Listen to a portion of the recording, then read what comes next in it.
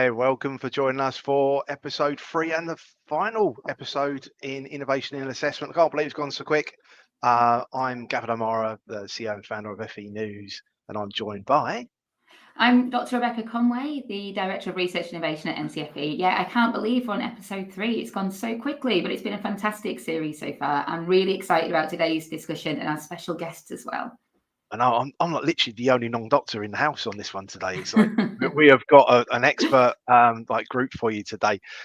Today is all going to be around personalisation, and we've been talking. If it's your first one to joining us, it's been people have been really loving Innovation and Assessment, this mini series.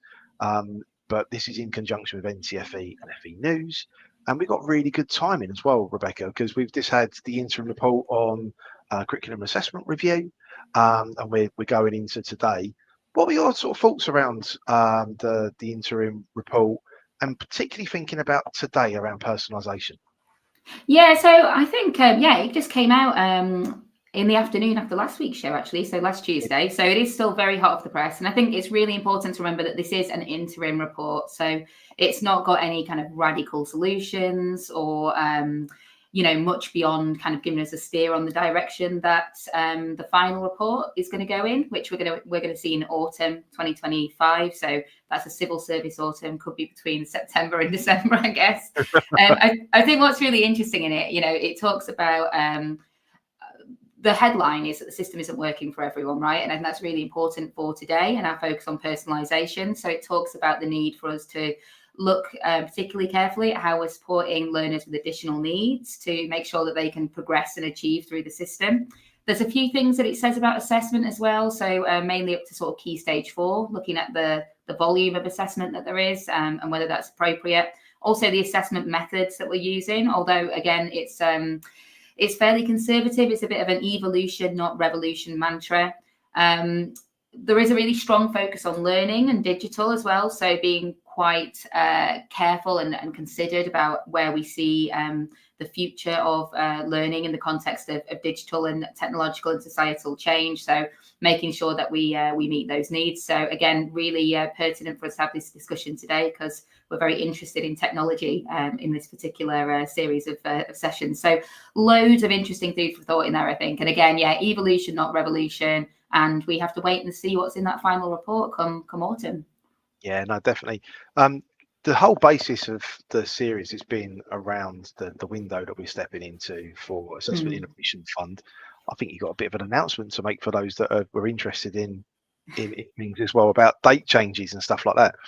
I have, I think you accidentally made it slightly early last week, our big announcement, but we have actually put an extra week on the application windows for the fund. So we were going to close it yesterday. It's open till the 31st of March now, which is fab. So we've had loads of fantastic applications already, and we just wanted to give everyone a final few days to get their applications in. We know that they're quite time intensive to put these together.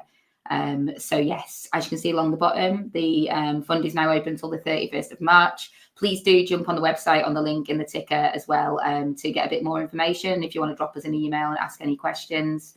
Is it worth, Gavin, as well, just talking about some of the kinds of projects that we're interested in? Yeah, I was going to ask you, like some of the types of organisations or types of projects you was thinking of that would be interesting, because sometimes people are like, oh, should I have done it? They've just had an extra week window. So is there a way for people then to think, you know what, can I do it? If you know what I mean, is this going to be what sort of Rebecca and Dean and the team are looking for, really?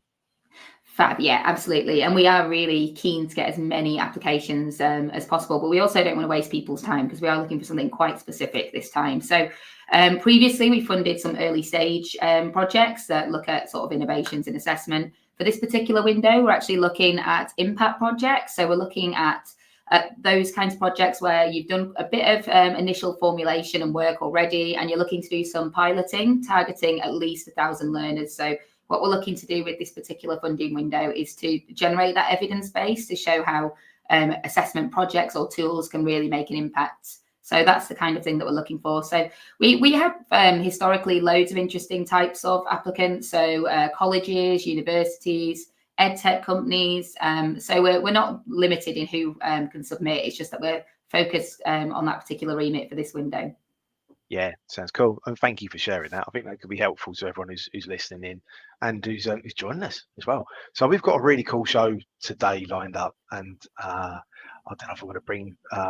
I feel like a bit left out being the only non-doctor. I've got the handwriting and everything. I've just not got the title. But we've got Dr. Simon Child from Cambridge Assessment Network. We've got Dr. Raj from Synaptic. I wonder if I could bring you both into the studio. Raj, how are you? Simon, how are you? Good Morning. Thanks, Gavin, for having us. Oh, no, thanks for joining us. Rebecca, did you want to kick off?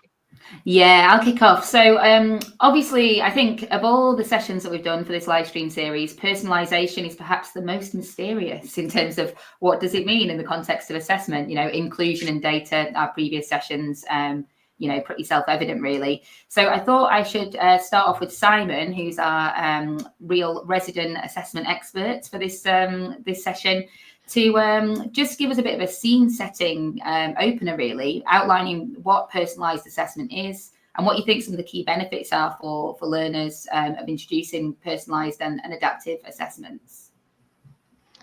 Thanks, Rebecca, and thank you for welcoming us to the podcast and the show. It's a great opportunity to talk about actually some of the key fundamental principles of assessment, what innovation looks like, and how it can be best done in the future. Because at the moment there's a whole host of opportunities, in particular in the personalisation of assessment going forward, that we're almost on the cusp of being able to take advantage of. So in terms of setting the scene, I think there's a few different avenues for where personalization I think can go, and what some of the key benefits of it would be. And actually, when I was doing a little bit of research for the show, I came across a paper in Frontiers in Artificial Intelligence by someone called Berku Arslan, who I think summarizes some of the opportunities really well. The first thing they talked about was the idea of or personalization. One outcome or one potential for it would be that it actually maximizes student engagement and motivation. And I think that's one of the key elements of personalization, that it's more student centered in terms of its approach. So the idea of maximizing engagement, motivation, for example, by helping students or giving opportunities to personalize the context in which they are assessed, and potentially the kind of tasks that they do as part of the the assessment cycle, if you like. And the second opportunity that they talked about was this idea of being able to actually maximize performance and overall validity of the assessment. So, we've all got our kind of relationship with assessment, the idea of end of term or end of year course examinations or coursework and so on. And I think the idea of giving sort of the tweaks that personalization can offer, such as adaptive testing and so on, to help maximize the performance of students as much as possible is really a key opportunity. And related to that in some ways is the idea of increasing access and accessibility for a diverse range of learner populations. So an example of this may be live translation, to help people take assessments in their preferred language, for example, or adaptive testing that obviously calibrates over time depending on the abilities that the student is showing. That increases accessibility and the overall student experience, which really is a key factor in improving overall validity of an assessment or a qualification. And so those are the sorts of opportunities that I think we have in probably the next couple of years that we'll be able to utilize and to make a real step change difference in students' experience.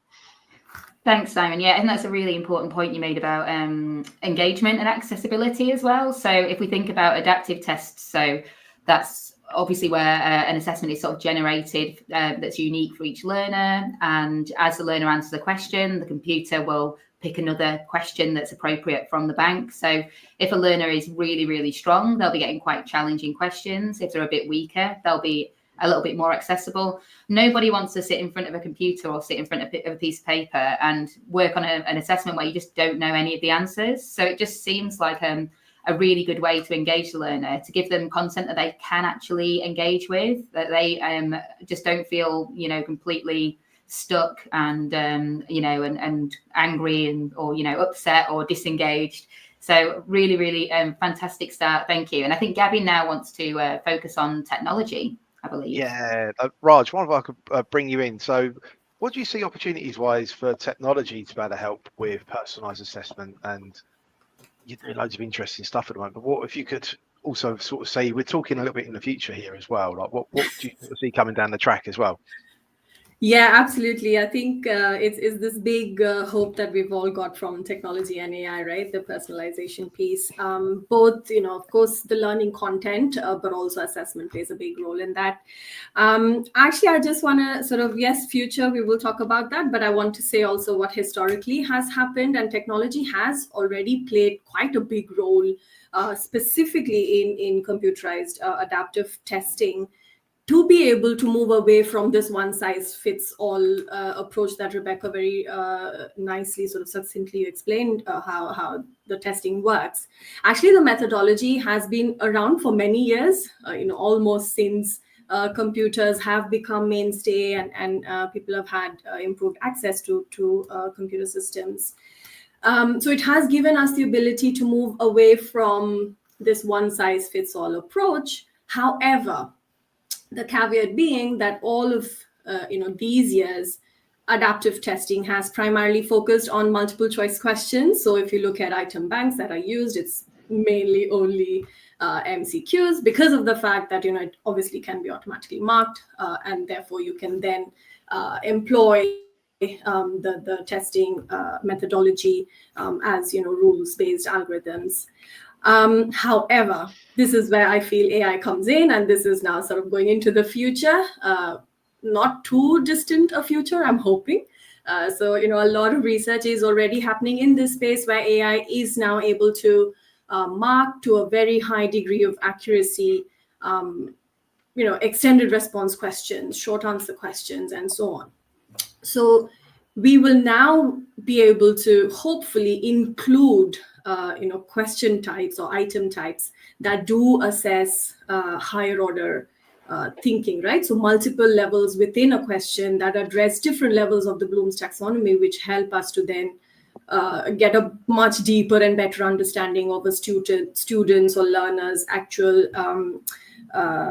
learning, rather than sort of just recall and so on. And yes, a lot of work has been done to make MCQ tests very, very robust, but I think we do have this very big opportunity to use different item types within item banking for the purpose of computer adaptive testing. So that's one big opportunity.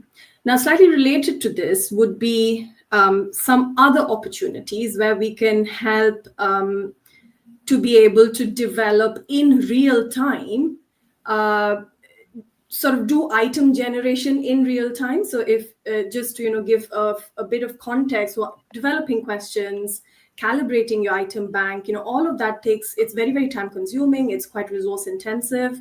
You have, calibration and moderation of just the questions itself is dependent on how much data we've got and so on. So item response theory and all of that.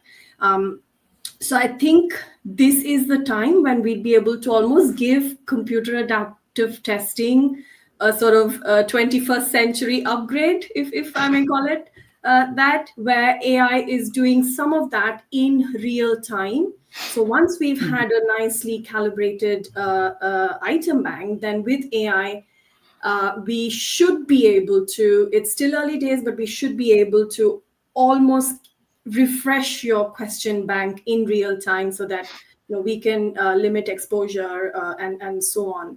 So I feel that's another very specific opportunity that we do have with relation to adaptive testing.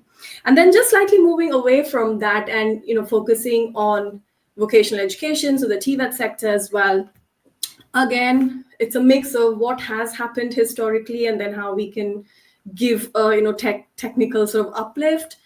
The portfolio approach, right? It's a fantastic way of assessments. It's already quite personalized in the way we do, portfolio assessments, especially with apprenticeships. And I feel that we've just not been able to leverage technology to the extent that we should have. And it's actually not even because I mean, so initial, conversations that we've had with training providers, especially slightly smaller ones, it's not that there's no digital access. It's more related to a lack of digital literacy. So training providers and awarding organizations have already provided a really nice framework to be able, to enable learners to use different kinds of media. It could be self-report, it could be audio, it could be a video submission. So there is opportunities to use technology to make those evidences of learning available, which is already quite personalized to the apprentice, but it has not been leveraged to its full potential, I think, mainly because of just lack of digital literacy. I know that's a topic for another day, and we're all sort of doing our bit to be able to improve that, and it has to be done from ground zero, which is schools, but hopefully, and again, when we're able to leverage tech to do better portfolio submissions, then AI can come in to help with the automated assessments without really adding to tutor workload, for example. So yeah, that those were the three sort of bits, quite specific, but hopefully mix of history and futuristic approaches.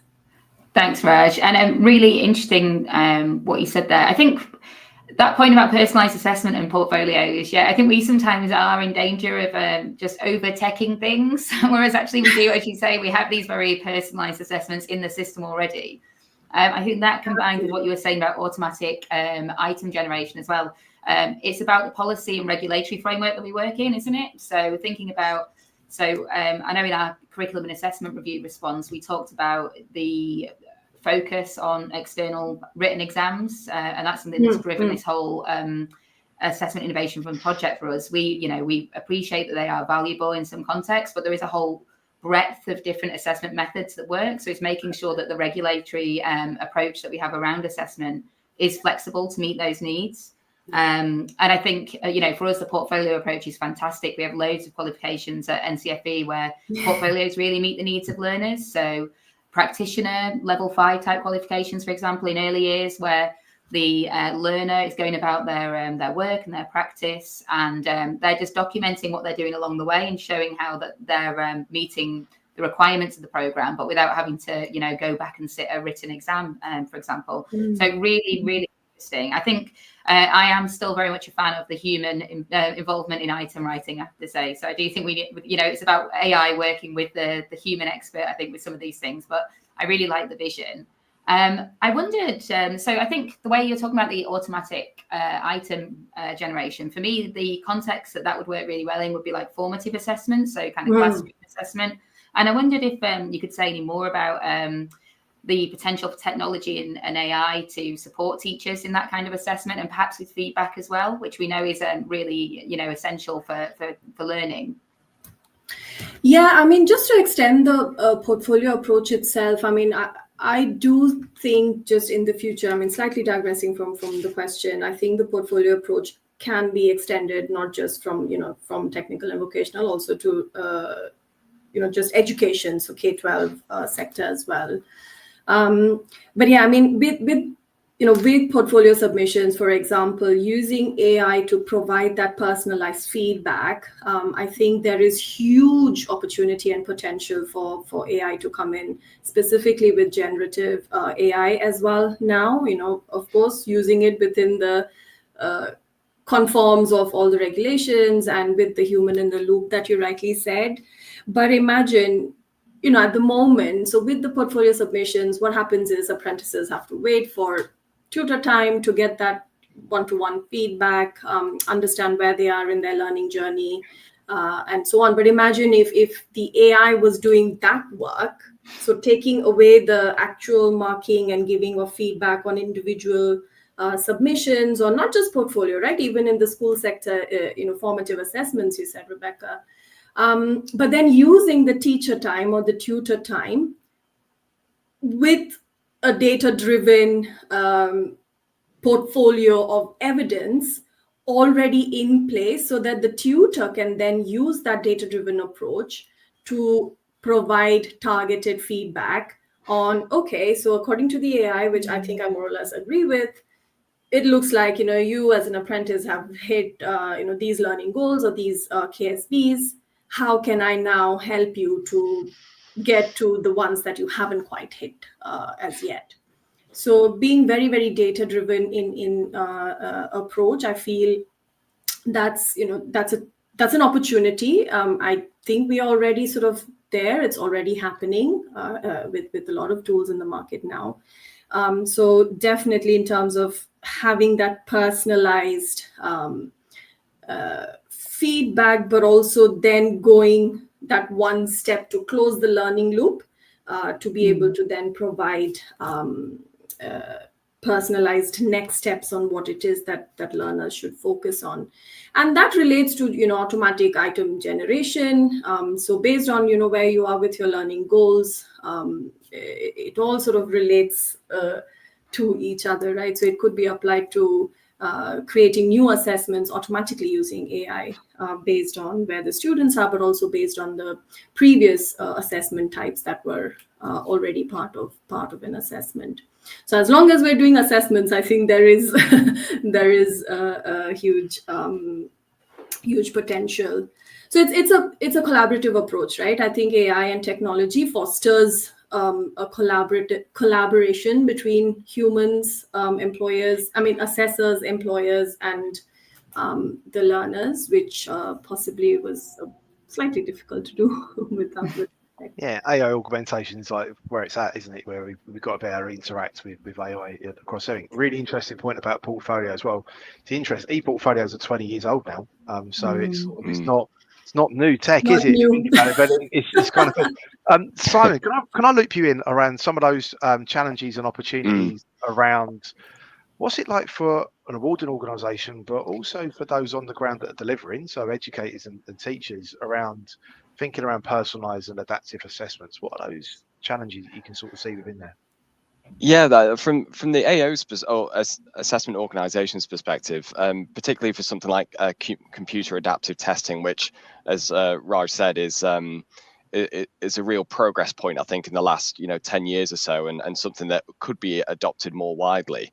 But the problem from the assessment organization side is that the resource intensivity at the very beginning is quite front loaded compared to sort of standardized pen and paper tests and so on, which have a kind of resource allocation spread over the lifetime of the qualification. So the investment, if you like, that initial stage to generate the items. So what Raj was saying there about the auto creation of items based on the learning that the AI has done from historical items that have been perhaps human written, is it would be a real improvement, a real step change in the potential of computer adaptive testing to be more sustainable over time in terms of the upfront cost.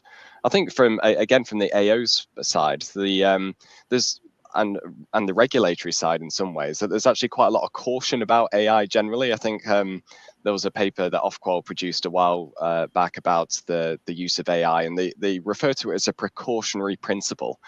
And the way that I think about this is that the trust in the educational assessment system more broadly is almost like a bit of a Ming vase. We're very careful with it. We don't want to drop it, because once it's dropped and it's smashed, it's very difficult to get that trust back.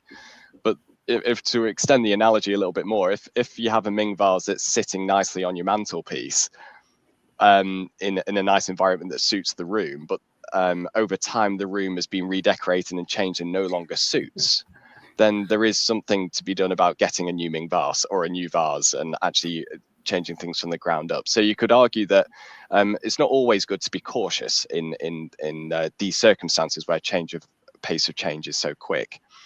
The final thing that I've thought about from the teacher's perspective is and just connected to Raj's point as well about the personalization of feedback, is that there's quite a lot of claims about the role of AI for feedback. But when, from our own personal experiences, we often have a very human reaction to feedback. So one of all the different frameworks about how students receive or learners receive feedback, one of the key elements is the managing the emotive reaction, what we call managing affect. So there's something, I think there's a little bit of research to be done about how students would receive feedback that they know has been AI generated, and what the role of the teacher is in actually working through that feedback with the student, and the most optimal way of doing that and getting the balance right between the human and the AI elements.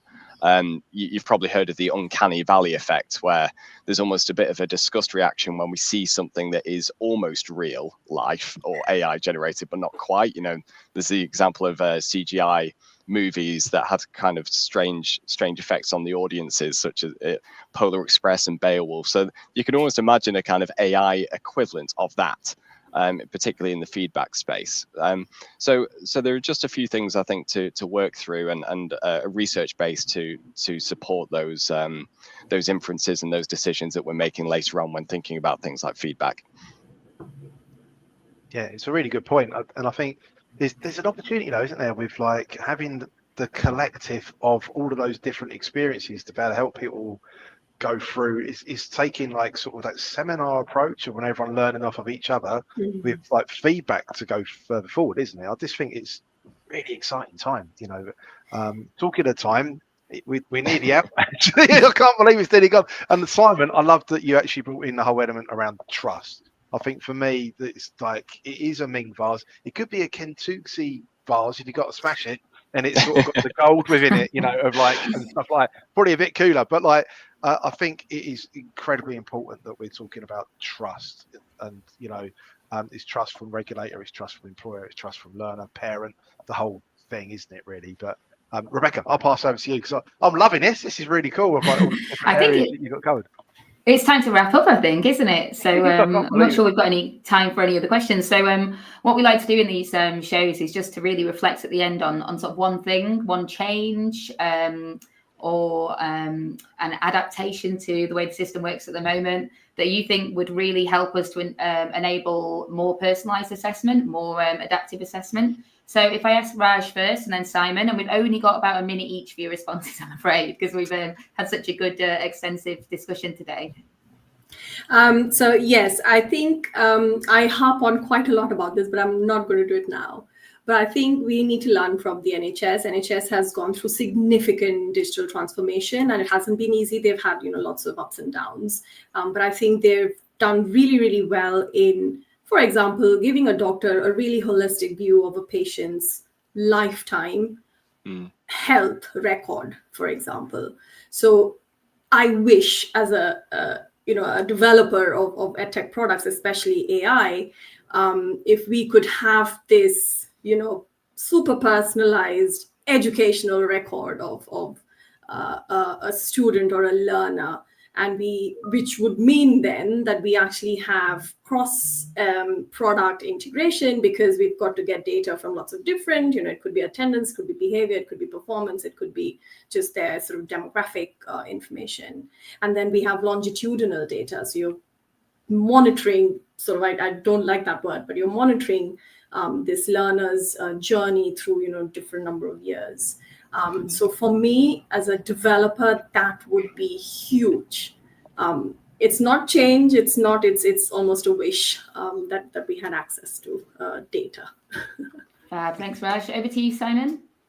Yeah, for me, I'll keep it nice and quick, but I have a research background. So one thing that I'd be keen to see more of would be the confidence, if you like, for us to field test on a grander scale some of these adaptations. So without not worrying too much, because clearly it would be students in a live environment, but the idea of being able to field test the ideas, innovations, digital assessments, personalized feedback, and so on a grander scale with more resource intensivity to it, just to help the idea of establishing that trust in the system before we roll it out further, and celebrating those successes as well, and what that actually means in terms of the overall outcomes and the impact, as Raj mentioned there, the longitudinal impact studies as well, collecting those together and being able to celebrate those, such as what the Innovation Fund is looking to do. I think that would be a really good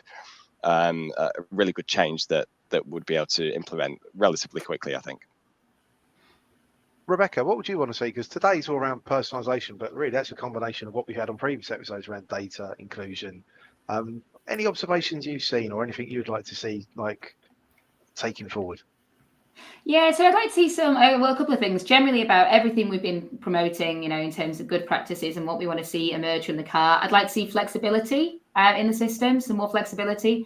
And I'd like to see us find more efficiencies for teachers so we can free up, teachers are experts and they are short on time, not expertise. So if we can free up their expertise to spend a bit more time on things like formative assessment, that would be fab.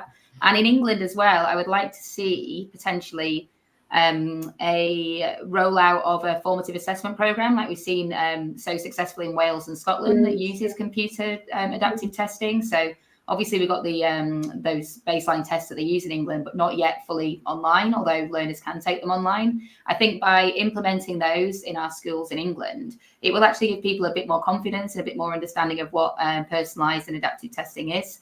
And hopefully that'll help us kind of push along the discussion.